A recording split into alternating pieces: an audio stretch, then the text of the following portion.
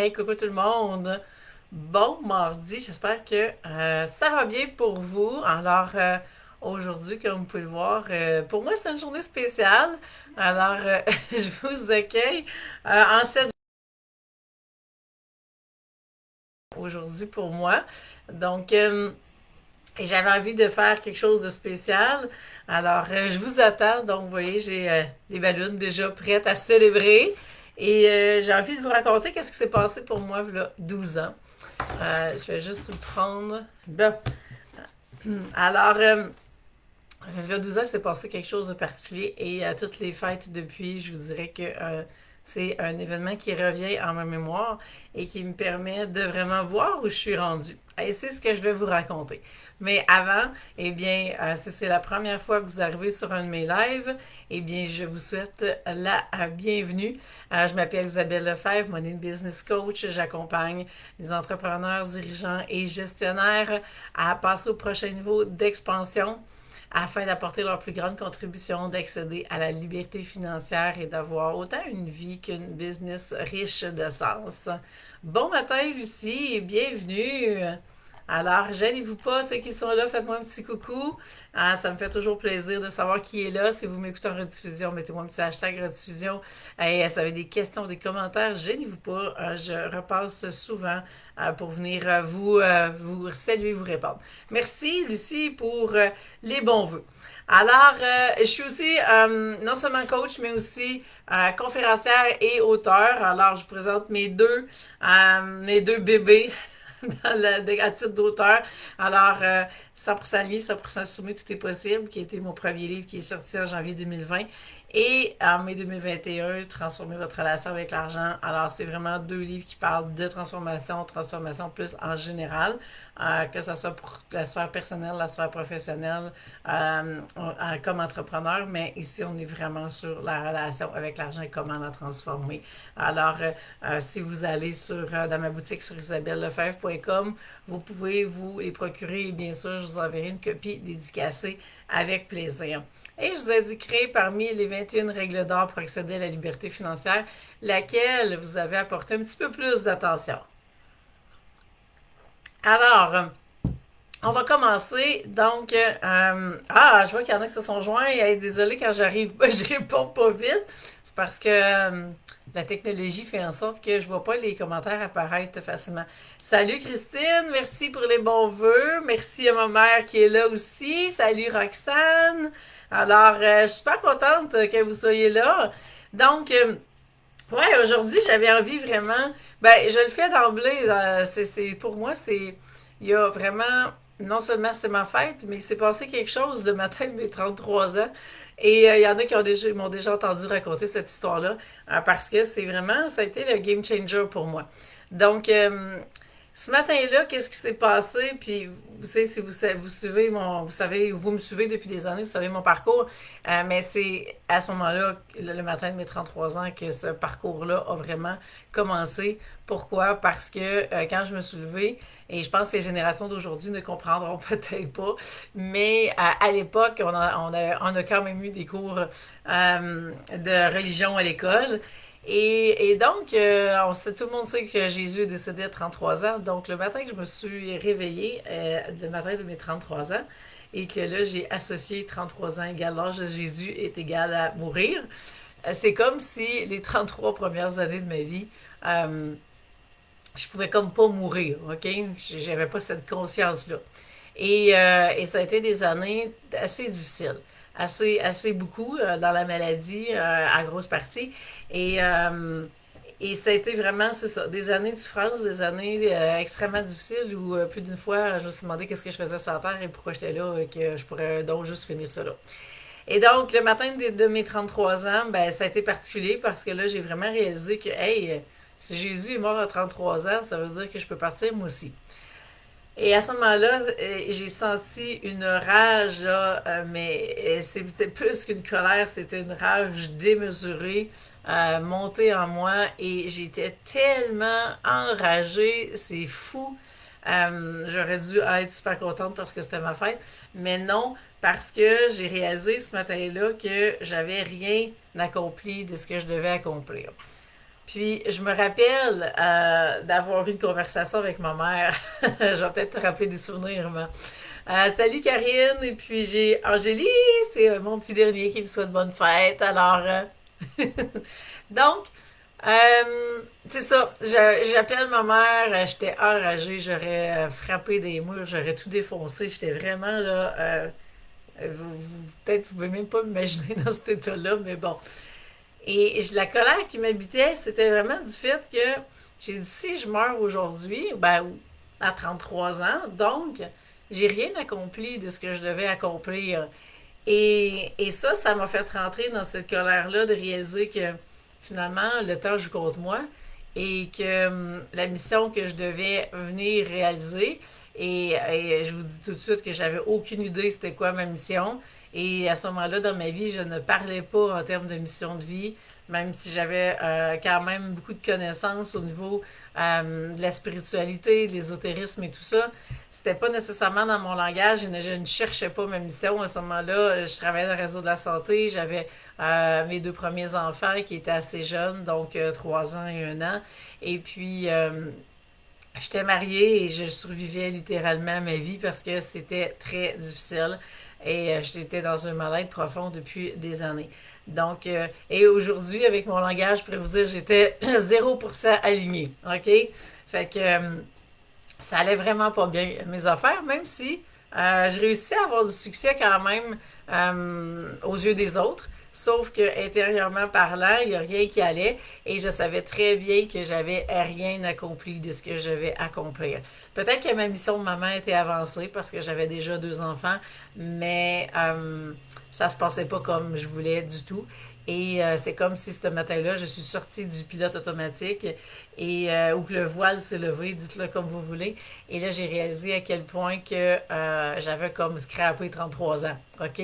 Et ça a l'air gros dit comme ça, mais en termes de la mission que je m'étais donnée, j'avais comme perdu 33 ans pour pouvoir l'atteindre.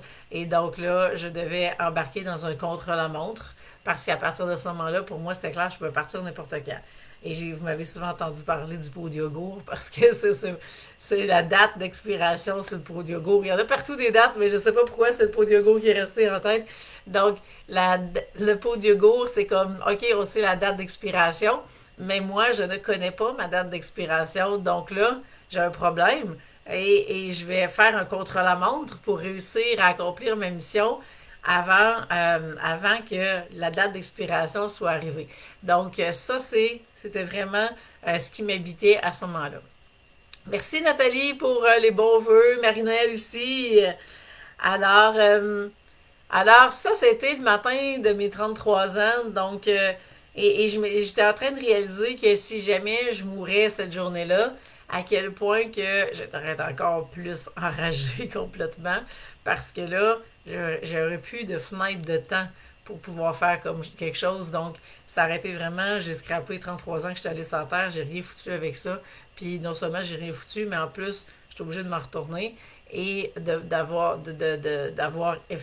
échoué ma mission finalement. Tu sais, on vient sur la terre, on est un petit peu comme dans les films de super-héros, on a une mission à réaliser. Donc, mais c'est sûr, je savais pas encore c'était quoi ma mission, mais ça, c'est pas grave.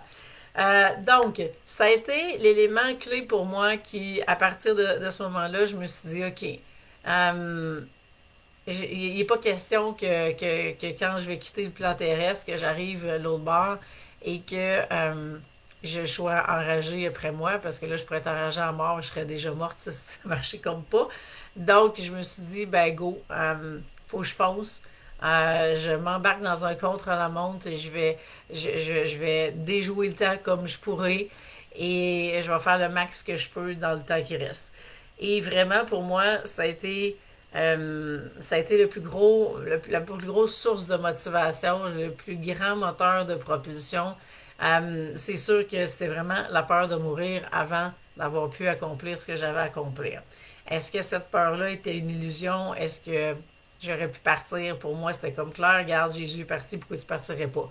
Donc, et j'ai vécu les 12 dernières années avec, dans mon angle mort ou dans mon rétroviseur, la mort présente à mes côtés. Assez pour dire qu'avant, j'avais peut-être peur de mourir, puis que ça a fait en sorte que non. Tu sais, au contraire, ça a été plus une vision de la journée que je vais être rendue là. Ce que je veux pouvoir dire, c'est mission accomplie. Et ben, je vais tout faire pour pouvoir me rendre là.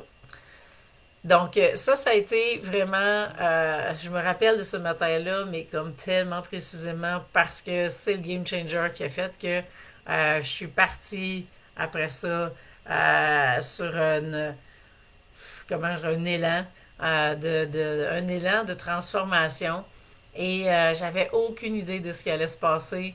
Par contre, c'était clair que j'allais pas partir avant d'avoir accompli ce que j'avais accompli, mais j'avais pas aucune idée du chemin, je savais pas c'était quoi ma mission. Fait que tout ce qui m'habitait, il n'était pas question que je meure avant d'avoir fait ce que j'avais à faire. Donc, le chemin, tu sais, parce qu'il y en a beaucoup qui attendent de savoir c'est quoi le chemin avant de se lancer, mais on ne sait pas c'est quoi le chemin. À ce moment-là, je parlais pas de 100% aligné, 100% sommé. Je savais même pas que je n'étais pas alignée. J'étais vraiment en survie à faire mon best pour être la meilleure maman pour mes enfants, mais en même temps à être remplie tellement euh, de mémoire du passé, de peur, d'insécurité, de blessures, d'abandon, de rejet, d'humiliation, de dévalorisation. Nommez-les toutes, là, j'étais dans tout ça en même temps. Donc, ça a été vraiment des années très difficiles où est-ce que le parcours a commencé de dire, OK, ben, je vais me transformer, ça va passer par là. Mais même encore, le mot transformation n'existait pas. Donc, tout ça s'est fait de façon à, je vais commencer des cours et il y avait le cours de coaching à ce moment-là que je commençais pour vraiment être une coach certifiée, coach professionnelle. Donc, tout a commencé par là et de fil en aiguille, eh bien, j'ai rajouté d'autres cours, d'autres cours, d'autres cours sans même savoir que tous ces cours-là contribuaient à me transformer. Et j'avais aussi cette quête-là quand même de guérir l'arthrite rhumatoïde. Donc, je savais que les cours que je prenais allaient m'aider dans ce sens-là. Sauf qu'à ce moment-là, j'avais séparé deux parcours. J'avais d'un côté ma quête, je pourrais vous dire, spirituelle de guérison parce que au niveau de la médecine traditionnelle, on m'avait dit qu'il n'y avait plus rien à faire pour moi. Donc, j'avais ça, j'avais une track pour ça, puis j'avais une track pour vraiment devenir coach professionnel. Et je ne savais pas que ces deux tracks-là, finalement, allaient se joindre ensemble éventuellement. Donc, j'avançais dans des cours full spirituels de côté, puis j'avançais dans vraiment un parcours de coach de l'autre côté. Et à travers tout ça, eh bien, je continuais à travailler 4 jours semaine. Je m'occupais de mes enfants. J'en ai eu un troisième qui m'écoute à ce moment ce matin. C'est encore là à l'origine. Et puis, tout ça a fait en sorte que tranquillement, les premières années, la transformation paraissait pas parce que c'était très intérieur et il y a eu beaucoup d'apaisement qui s'est fait, il y a eu beaucoup de libération qui s'est faite et d'ailleurs libération, vous comprenez que quand j'ai écrit ce livre-là, eh bien, était basé directement sur la transformation qui s'est passée à partir de mes 33 ans. Donc, plusieurs années comme ça à me transformer de façon, oui, intérieure, où est-ce que finalement mes comportements commencent à changer, mes attitudes ont commencé à changer, et extérieurement, ma vie continuait de la même façon.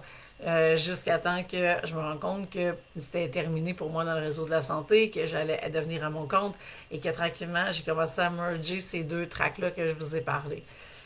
Et le point le plus important dans toute cette histoire-là que je voulais vraiment vous souligner ce matin, c'est à quel point ce que je croyais être ma plus grande faiblesse à l'époque, parce qu'à ce moment-là, j'étais zéro, puis même, je vous dirais, moins 10 000% alignée, si je pouvais dire ça, parce que quand on rentre dans des maladies sévères, dégénératives, c'est le summum du désalignement, là. Fait que si on regarderait ça sur un continuum, ben le 100% aligné versus, on va dire, le moins 100% aligné, ben dans le 100% aligné, on est soi-même, on rayonne, on est en co-création avec l'univers, on sait qu'on est sur le bon chemin, on sait c'est quoi notre mission, on avance avec cette mission-là, on est là pour apporter notre contribution, pour aider le plus de gens possible, et À l'autre extrême, complètement dans le moins 100, ben, on rentre dans ces maladies incurables, maladies sévères, maladies dégénératives et donc des maladies chroniques qui vont avoir un impact sur toute la vie. Alors, ça, c'est vraiment les deux extrêmes. Bon, bien sûr, entre les deux extrêmes, il va se passer plein de choses. Des maladies moins sévères, des maladies à répétition, des blessures, des accidents, des conflits avec les gens, euh, des, des, des patterns qui se répètent continuellement, des blessures qui sont actives. Donc, il va se passer plein de choses à différents degrés. Par contre, plus on s'en va vers le désalignement, eh bien, plus ça devient intense, plus ça devient répétitif, ça revient souvent, donc en intensité, en quantité, et plus ça devient difficile à gérer. Donc, si on ne comprend pas dès ces premiers signes-là, ben, ça se peut qu'on se ramasse à l'autre bout complètement du continuum, dans le moins 100, je vous ai parlé. Et je sais très bien que j'ai été dans ce moins 100-là facilement et que le chemin pour passer de moins 100 à moins 95, à me rendre à moins 50, à zéro, je les ai toutes marché ces étapes-là pour réussir à vraiment prendre le balancier, si vous voulez, puis le passer d'un extrême à l'autre. Et même encore aujourd'hui, c'est facile pour moi de me désaligner parce que j'ai quand même plus d'années de désaligner dans ma vie qu'aligner. Mais le point le plus important, c'est à quel point c'était ma plus grande faiblesse. Et finalement, eh bien, la journée où j'ai pris cet alignement-là et j'ai amené l'alignement dans mon entreprise, parce qu'au départ, l'entreprise, ça fonctionnait pas.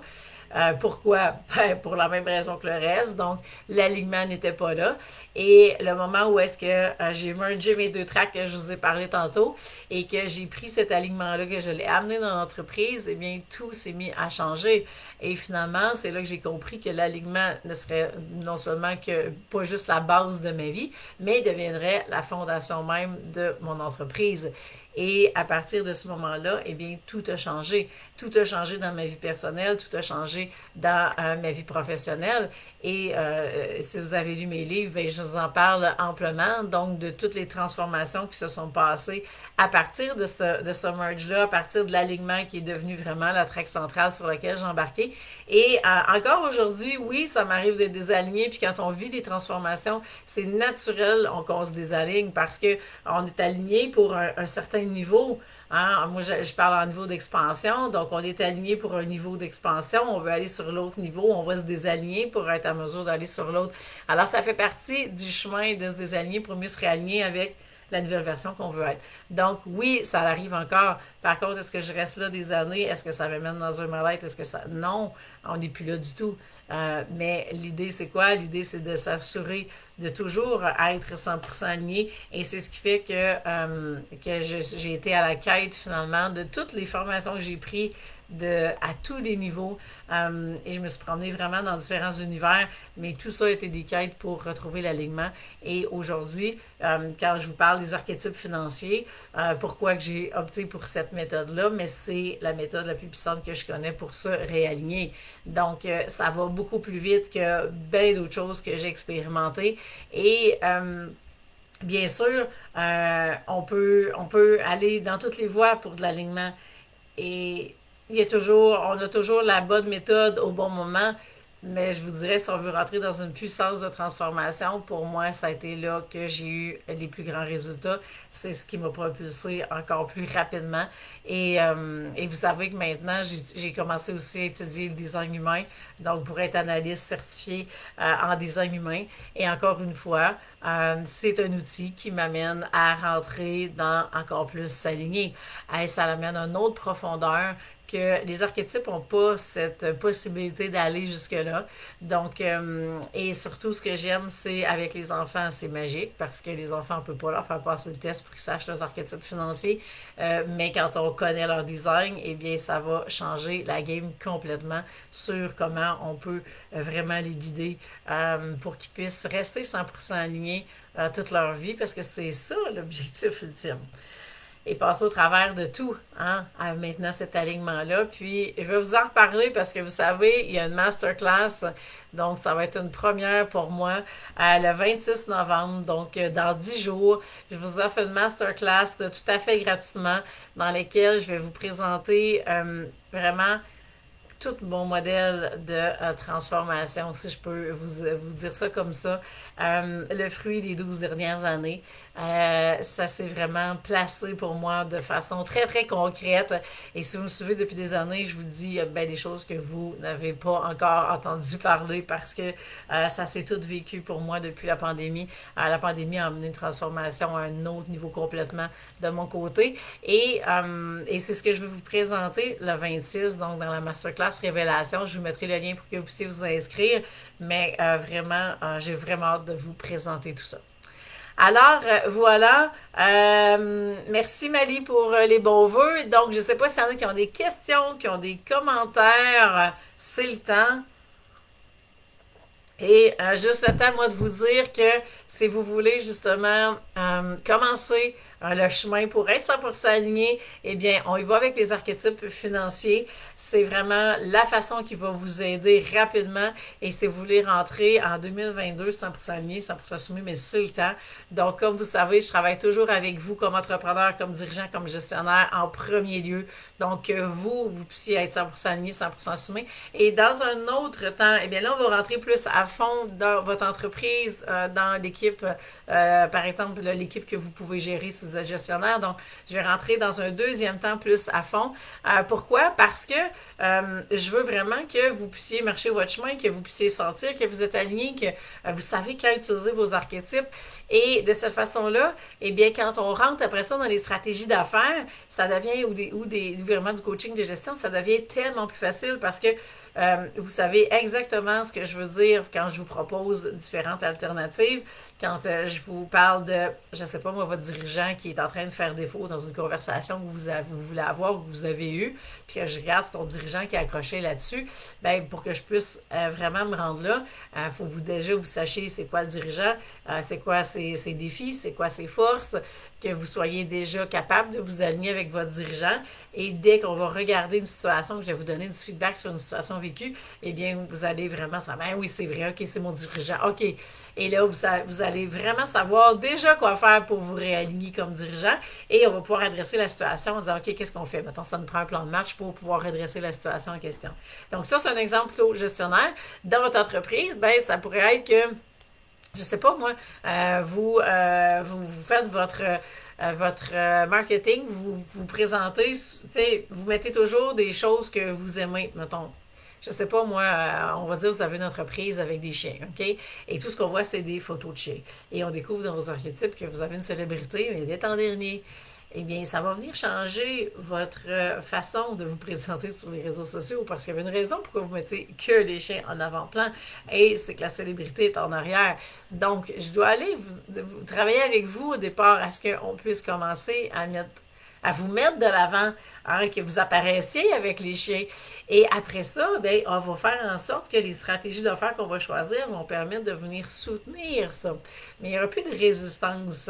Et c'est ça qui est important, c'est d'enlever les résistances dès le départ, parce qu'après ça, c'est là qu'on peut se propulser à vitesse de lumière, si vous voulez.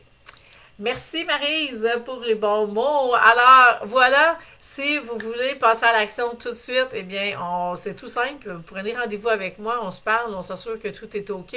Vous allez pouvoir faire le choix, soit qu'on travaille ensemble, soit que vous travaillez avec un coach de mon équipe. Il y a 3 autres coachs qui sont certifiés pour les archétypes financiers. Donc, et plusieurs façons de faire le choix.